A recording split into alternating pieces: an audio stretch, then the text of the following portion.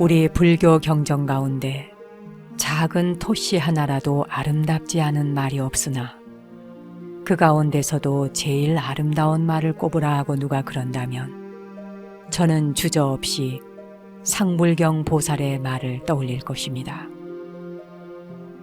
나는 당신을 가벼이 여기지 않습니다. 나는 당신을 가벼이 여기지 않습니다. 나는 당신을 가벼이 여기지 않습니다.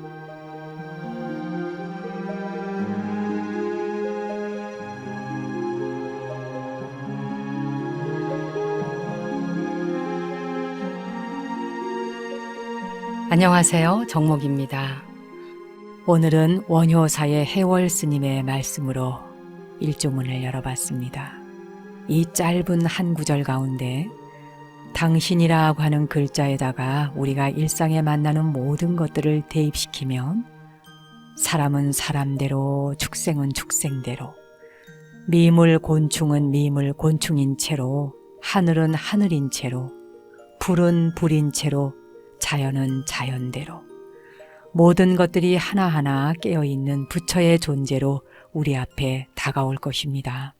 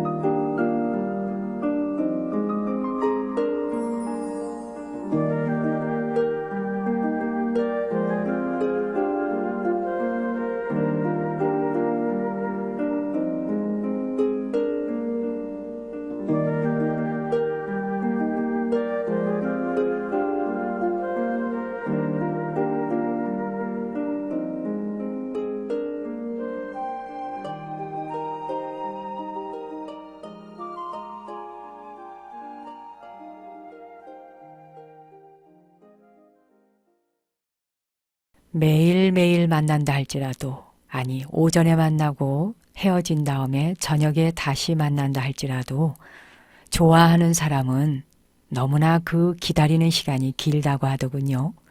유나 가족과의 만남도 그런 것 같습니다. 유나를 통해서 여러분과 제가 비록 방송으로 만나고 있지만 마치 매일 만나고 있는 가족 같은 느낌, 여러분도 그러신지요? 오늘 불교 경전 가운데 작은 토씨 하나라도 아름답지 않은 말 없으나 그 가운데 가장 아름다운 말을 꼽아라 라고 하면 주저없이 상불경 보살의 말을 떠올리리라 라고 하신 해월 스님 말씀을 전해드렸는데요. 나는 당신을 가벼이 여기지 않습니다 라는 이야기입니다. 상불경 보살께서는 모든 분들 누구에게나 당신은 반드시 부처님이 되실 분입니다. 이렇게 합장하고 공경하는 자세로 인사를 했다고 하죠. 이 세상에 나보다 못한 존재란 눈 씻고 보아도 없음을 아는 것. 바로 여기서부터 공경심과 감사한 마음과 예배 올리고 찬탄하는 마음, 그리고 기쁨이 일어나는 그런 것을 실천할 수 있게 된다고 했습니다. 진정한 수행자라면 공경심과 감사의 마음, 예배와 찬탄, 기쁨을 실천할 수 있다고 했는데요.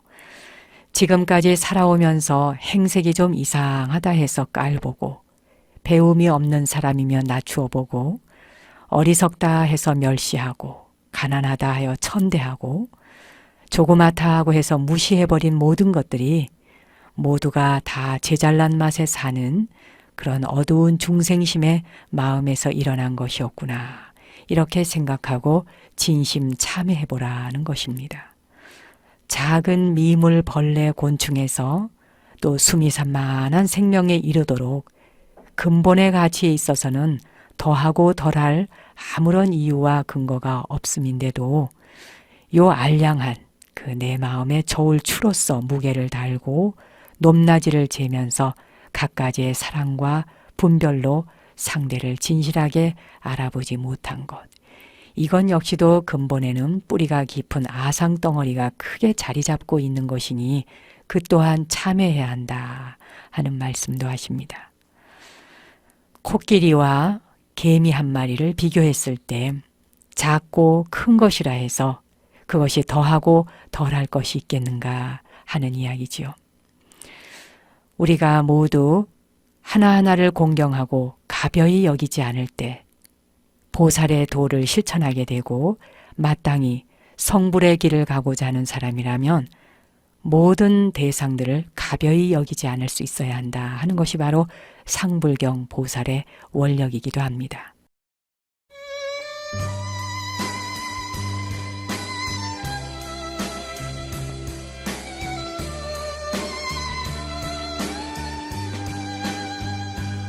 말없이 건네주고 달아난 차가운 손 가슴 속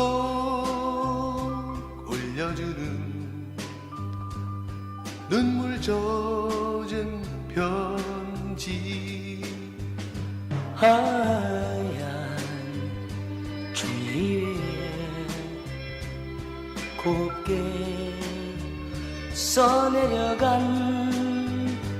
너의 진실 알아내곤 난 그만 울어버렸네.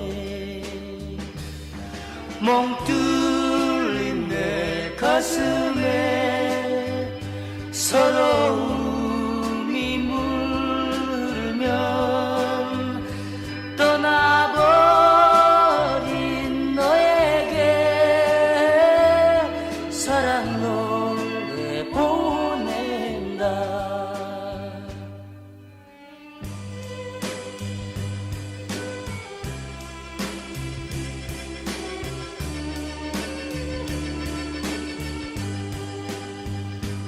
말없이 건네주고 달아난 차가운 손 가슴 속 올려주는 눈물 젖은 편지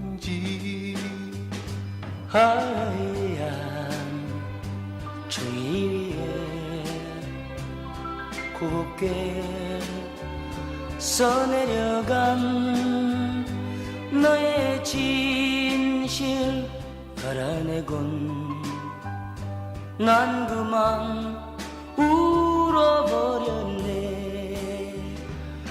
멍 뚫린 내 가슴에 서러움이 물으면 떠나버린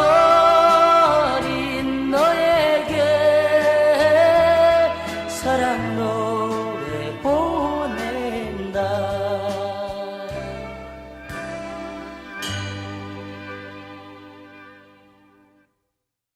사람이 살아가면서 행동하는 것들, 무심하게 하고 있는 모든 것들이 사실 다 수행에 방해가 되죠. 그러나 굳이 말로 표현하자니까 장애다, 방해꾼이다 말을 할 뿐이지요. 진실은 그것이 꼭 장애이거나 방해꾼이다 라고 표현할 수는 없습니다. 하지만 그것을 넘어섰을 때에는 방해꾼이다, 장애다 라고 이름 붙일 필요가 없지만 넘어서기 전에는 아무래도 깔딱고개를 넘어가듯이 한 걸음 한 걸음 가야 하다 보니 굳이 장애다, 방해꾼이다 이런 이름을 붙이고 있는 겁니다. 오늘은 수행 중에 일어나는 방해꾼, 졸음에 대한 이야기를 한번 해볼까요? 이 졸음은 혼침 또는 나태 이렇게 이름을 불리기도 합니다. 꼭 이부자리를 펴고 땅바닥에 누워서 잠을 자야지만이 잠이 아니라 앉아서도 자고 서서도 자고 일을 하면서도 자고 부지불식간에 우리는 알게 모르게 혼침 상태, 나태함과 게으름 상태로 빠져들어가기도 하죠. 자, 이 졸음은 바로 게으름을 불러오고 피로감을 불러오고 활력을 부족하게 만들고 흐리멍텅하게 만듭니다.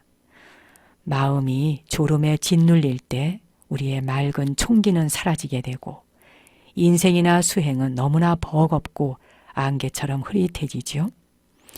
졸음이 밀려오면 산다는 것 자체가 버겁게 느껴지기도 합니다. 인생살이 속에서 우리는 피곤에 지쳐서 살 때가 많은데 그것은 우리 문화의 엄청난 속도 때문이기도 하고 또 우리가 자기 몸을 소홀하게 다루기 때문에 일어나는 현상이기도 합니다. 워낙 현대사회가 바쁘고 빠른 초스피드로 살아가다 보니까 따라갈 수 없는 이 몸과 마음이 지치는 것이죠. 그래서 늘 만성적인 피로감을 느끼기 때문에 잠을 자도 피곤하고 앉아도 피곤하고 졸음은 마치 몸에 붙어있는 무슨 숙적인 것처럼 떨쳐낼래야 떨쳐낼 수 없을 만큼 졸음은 우리를 괴롭히기도 합니다. 너무 힘든 일이 닥쳐왔을 때, 또 과도한 일과 묵중한 일이 주어졌을 때 갑자기 온몸이 나른해지는 거예요. 귀찮아지는 거죠. 하기 싫어지고 그러면서 활력이 떨어집니다. 피로감이 몰려오고 정신적으로도 피로해지고 몸도 고단해지고 자, 이럴 때는 아무것도 하고 싶어지지 않는 겁니다. 바로 이것이 의욕 상실인데 이것도 우리가 수행에서 넘어가야 할 아주 어려운 관문 중에 하나입니다. 대개 그런데 졸음은 그냥 신호를 주고 오는 게 아니고요. 살금살금 다가온다는 거예요. 언제 왔는지 모르는 거예요. 의자에 앉아있다 보면 그냥 꾸벅꾸벅 졸고 밥을 먹다가 조는 사람도 봤습니다. 혹시 여러분 중에도 그런 분 계신가요? 밥을 먹으면서도 졸고 설거지를 하다가도 졸고 컴퓨터로 일을 하다가도 조는 경우. 수행에 들어갈 때 우리는 졸음이 다가오는 걸 느끼게 됩니다. 누구든지 1분만 명상을 하고 앉아보려고 하면 잘 놀다가도 자, 결과부자 또는 반가부자 하고 앉아보세요 라고 하면 앉는 순간 바로 졸음이 옵니다. 자기가 제일 싫어하는 자세라는 거지요. 졸음이 제일 싫어하는 자세가 명상 자세입니다. 졸음은 명상 자세만 딱 보면은 바로 어린아이처럼 칭얼대기 시작하지요. 그런 자세로 앉지 말라고. 이렇게 졸음이라고 하는 건 마치 몰려오는 안개처럼 우리 몸을 휘감아도 옵니다. 그리고 귀에다 대고 이렇게 속삭여 대지요.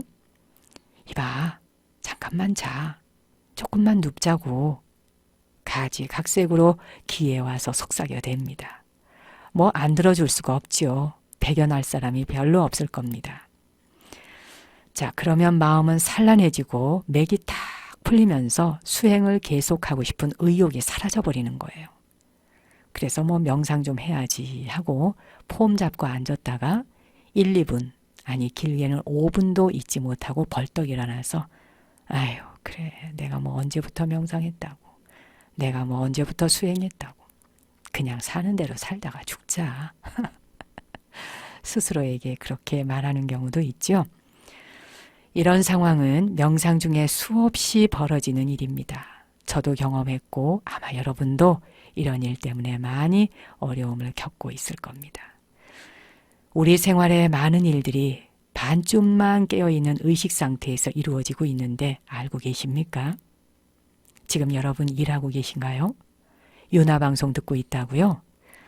자, 윤화방송을 듣고 있으면서도 온전히 깨어있으면서 듣고 있다 알아차리십니까? 아니면 여러분의 혼은 벌써 적당하게 반만 깨어 있습니다. 그리고 반은 다른 생각을 하고 있을 거예요. 인생의 상당 부분이 수면과 몽유병 환자처럼 그 속에서 에너지를 소모하고 살아갑니다.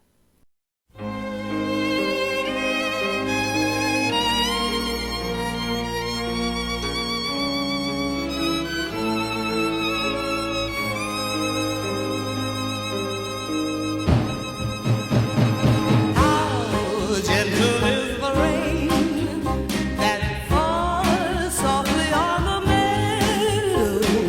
Birds are high upon the trees, serenade the flowers with their melodies. Oh, oh, oh, see, there beyond the hill, the bright colors of the rainbow. Some magic from above made this day for us just to fall in love. Now I belong to you from this day until forever.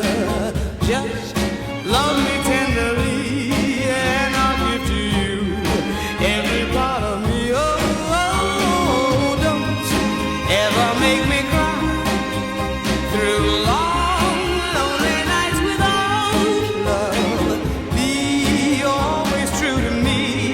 Keep this day in your heart eternally.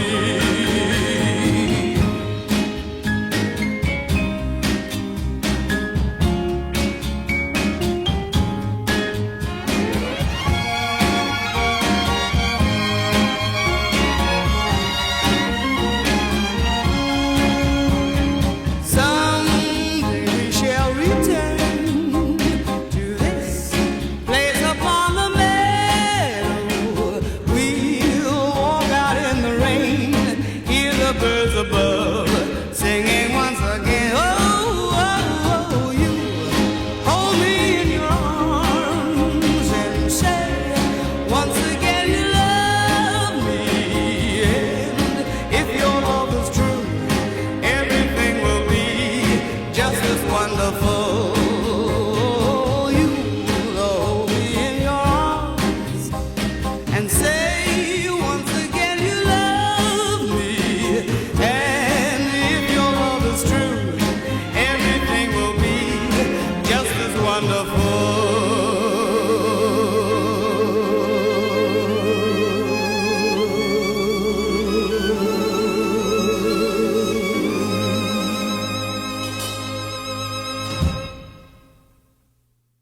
수행 중에 일어나는 방해꾼, 바로 졸음이라고 하는 녀석, 이것은 참 교활한 놈이기도 합니다. 졸음에는 3가지 원인이 있구나 하는 걸 알게 된다는 말씀을 드렸는데요. 하나는 정말 수면이 필요하다고 알리는 피곤함이 있어요.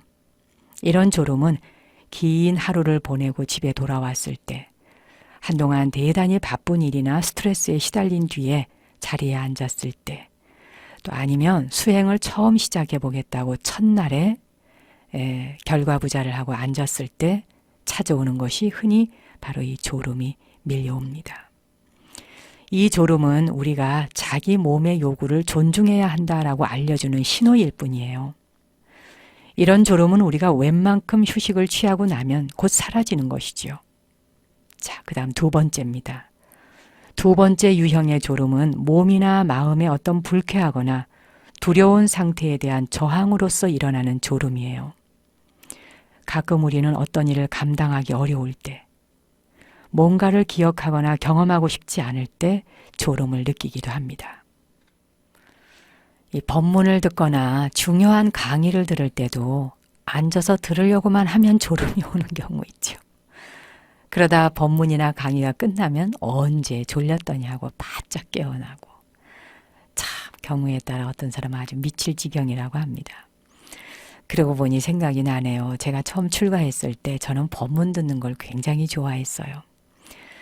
그래서 설법하는 시간이 되면 빨리빨리 일을 해놓고 얼른 들어가서 설법을 듣고 싶어서 최대한 빠른 속도로 일을 하고 또 미리미리 하루 전에 앞질러서 일을 해두는 그런 습관을 들였습니다. 큰 스님이 오시거나 또 강사가 오시거나 우리 은사 스님께서 설법을 하시거나 또 어디 법문을 들으러 가는 장소가 있으면 이 설법 듣는 장소를 빼놓지 않고 달려갔던 기억이 납니다. 17, 18살이네요. 출가하고는 바로 한 해 정도 지났을 때인데 뭐 행자를 벗어났으니 법당에 들어가 앉아서 법문들을 무슨 군번이나 옵니까? 그런 차례가 되질 않지요. 보통은 뭐 공양간에서 심부름, 잔심부름하기 바쁘다 보니까 설법전에 들어가 법문을 들을 수 있는 기회가 여간해선 오지 않습니다. 저는 그때 그랬어요. 부지런히 제가 일을 할 테니까 법문 듣는 시간만큼은 나를 꼭 법당에 들어갈 수 있게 해달라고 사형님들이나 사숙님들께 요청을 드렸습니다. 그리고는 법당에 가서 바로 탁자 밑에 딱 바싹 앉아서 큰 스님이나 우리 은사 스님이 들려주시는 법문을 최대한 한마디도 놓치지 않고 들으려고 무진 애를 썼습니다. 그때 이렇게 반대편을 바라보면 다른 스님들도 앉아 계시는데 그냥 법문 시작하면 스님들이 꾸벅꾸벅 졸더라고요. 제 바로 위에 사형님도 저와 같이 출가했었는데 법문을 시작하면은 꾸벅꾸벅 졸다가 법문이 끝나면 깨더라고요. 그때 제 어린 마음에 참으로 희한하다. 저렇게 좋은 법문을 들으면서 왜 졸릴까? 정말 이해를 하지 못했었습니다. 저는 법문 듣는 시간이 더 길었으면, 좀 더 했으면 하는 마음이 있었거든요. 아마도 그렇게 법문 듣는 걸 좋아하다 보니까 제가 오늘날에 많은 분들 앞에서 또 법문을 설하게 되는 그런 법사가 되었는지도 모르겠습니다. 지금도 저는 어디에선가 누가 법문을 하신다 이러면 졸리다가도 그냥 번쩍 깨어요. 법문이 끝나면 졸더라도 진리에 대한 말씀 또 진리에 관련된 책을 보거나 법문을 듣거나 하면은 졸음이 싹 달아나더라고요. 그것을 늘 감사하게 생각하지요. 그런데 수행을 시작하려고 할 때 누구나 졸음과 맞서야 됩니다. 아주 골칫덩어리죠. 어려운 일입니다. 여러분도 얼마나 어려우실까 제가 잘 알고 있습니다. 자, 세 번째 유형의 졸음은요. 사방이 너무 평온해. 그리고 너무 고요할 때 졸음이 밀려옵니다. 참 희한하죠? 너무 고요하고 너무 평온하면 그냥 꾸벅꾸벅 졸음이 와요. 그건 왜냐하면 이 현대사회가 얼마나 지치고 피곤하고 시끄럽습니까? 그런 시끄럽고 혼란통에 내팽개쳐졌다가 고요하고 평온한 공간에 들어오고 또 아주 조용한 자세로 앉아있으면 갑자기 일시에 졸음이 몰려옵니다. 이것은 순간적으로 이완이 되기 때문이에요. 명료한 주의 집중에 충분한 에너지가 모이지 못하는 경우인 것이죠. 이럴 때도 졸음이 몰려옵니다. 여러분이 수행을 하실 때 이 세 가지 중에 내가 어떤 피곤함, 어떤 졸음에 해당하는 것인가를 잘 아시는 것도 좋겠습니다.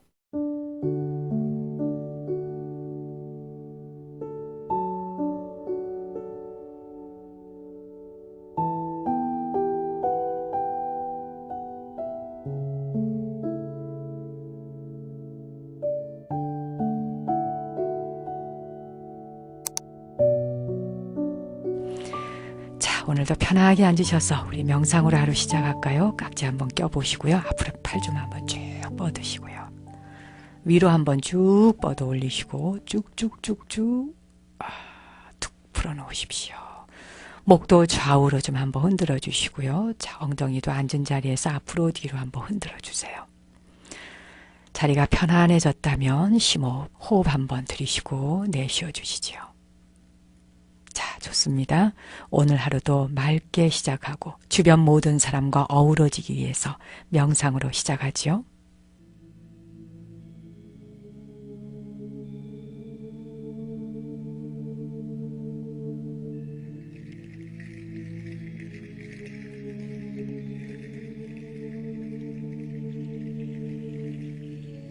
이제 편안한 자세로 앉아보십시오.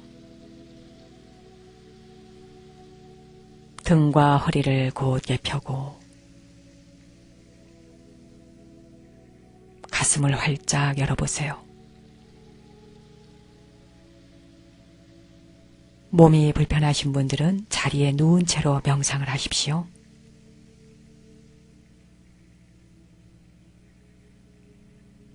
머리 위에서 발끝까지 온몸의 긴장을 천천히 마음의 눈으로 풀어 내려가 보겠습니다. 깊이 숨을 한번 들여 마시고 내쉬어 줍니다.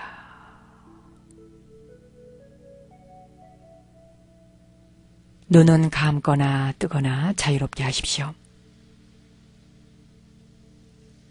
눈을 뜨고 있는 분들은 시선을 편안한 지점에 아래로 툭 떨어뜨려 놓으세요. 머리가 텅 비고 가볍다 상상하십시오.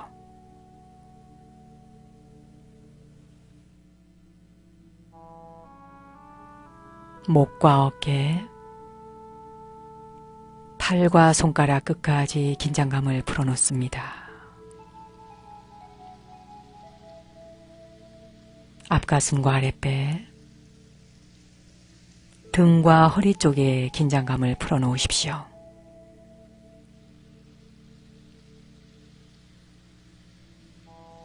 엉덩이와 허벅지, 무릎과 종아리, 발목과 발가락 끝까지 긴장감을 풀어놓으세요. 아랫니와 윗니의 긴장을 풀고 혀를 입천장에 살짝 붙여놓으십시오. 입에서 침이 고여 나오면 두세 번 나누어서 삼키십시오.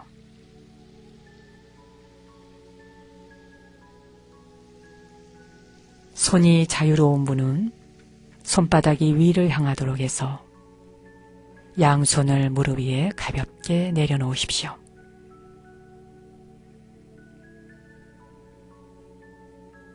다시 한번 깊이 숨을 들여 마시고 내쉬어 줍니다.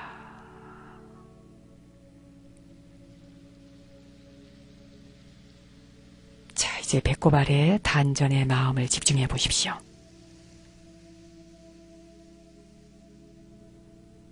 들이마시고 내쉬고, 들이마시고 내쉬고,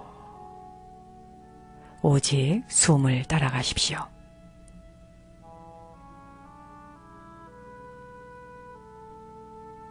제가 안내하는 대로 하나에서 10까지 수를 헤아리며 수식관을 해보겠습니다. 들이마시고 내쉬면서 하나, 들이마시고 내쉬면서 둘, 들이마시고 내쉬면서 셋, 들이마시고 내쉬면서 넷, 들이마시고 내쉬면서 다섯, 들이마시고 내쉬면서 여섯,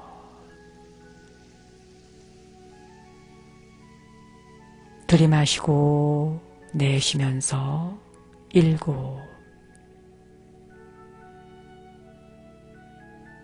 들이마시고 내쉬면서 8, 들이마시고 내쉬면서 9, 들이마시고 내쉬면서 10,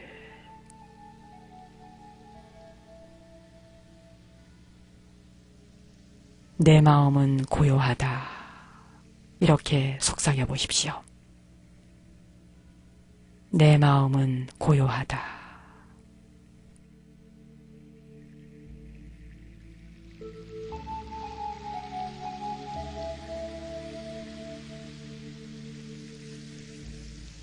자, 이제 준비가 되면 눈을 감았던 분은 눈을 떠보십시오. 편안하게 숨을 한번 토해내십시오. 손바닥을 살살 비벼보시지요. 그리고 눈 주위에 살포시 갖다 대고 눈으로 시원하고 맑은 기운이 들어간다 생각하십시오.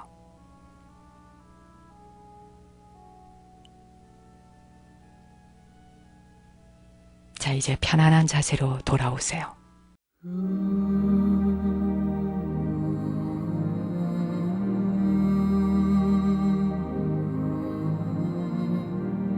오늘 내가 짓는 한 번의 웃음이 좌절하는 사람들에겐 밝은 희망이 되기를 기원드리며 저는 월요일 오전 10시에 다시 찾아뵙겠습니다. 당신과 내 안의 신성한 빛, 거룩한 불성 앞에 경배 올립니다.